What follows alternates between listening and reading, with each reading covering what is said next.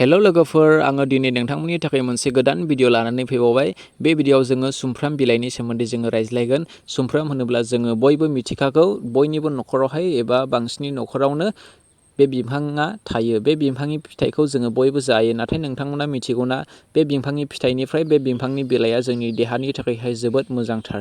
बेनि सोमोन्दै जोङो रायज्लायगोन। बेनि सोमोन्दै रायज्लायनायनि सिगां आङो नोंथांमोन बयखौबो खावलायो, अन्नानै नोंथांमोना आंनि चेनेलाव गोदानब्ला आंनि चेनेलखौहाय साबस्क्राइब खालामनानै हो आरो भिडिअखौहाय मोजां मोनोब्ला नोंथांमोना लाइक खालामनो दाबाव।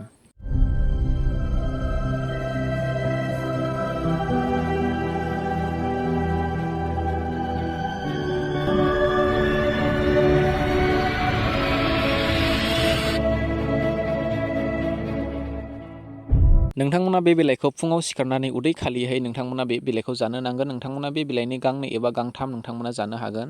बे बिलाइयावहाय माखासे जोंनि देहानि बेरामफोरखौहाय सोखानायनि बे बिलाइनियावहाय बोलो दङ एबा बे बिलाइया सोखानो हायो। नाम्बार 1 नोंथांमोननियाव सुगार दङब्ला नोंथांमोना बे बिलाइखौ बाहायनो हागोन। नोंथांमोननि सुगार एबा डायबेटिसआ बे बिलाइखौ बाहायबाय थायोब्ला नोंथांमोननि सुगारा कन्ट्रलावहाय थागोन। बेजों लोगोसे नोंथांमोननि हाइ प्रेसारफोरखौहाय बियो कन्ट्रलाव दोनो आरो नोंथांमोननि हार्ट एटेक जानायनि बिबांखौ जोबोद खम खालामो। नोंथांमोना हार्ट एटेक जानायनिफ्राय बारग'नो हागोन, नाथाय नोंथांमोना बेखौहाय बाहायबाय थानो नांगोन आरो गोबाव समसिम।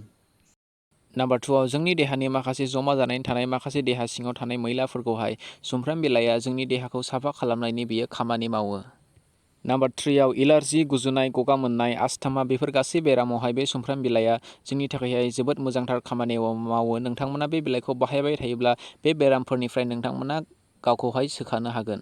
नाम्बार 4 दं नोंथांमोना जुदि मेङोब्ला एबा थाबनो नोंथांमोना मेंनाय मोनोब्ला नोंथांमोना बे सुमफ्राम बिलाइखौ फुङावहाय जानो हागोन।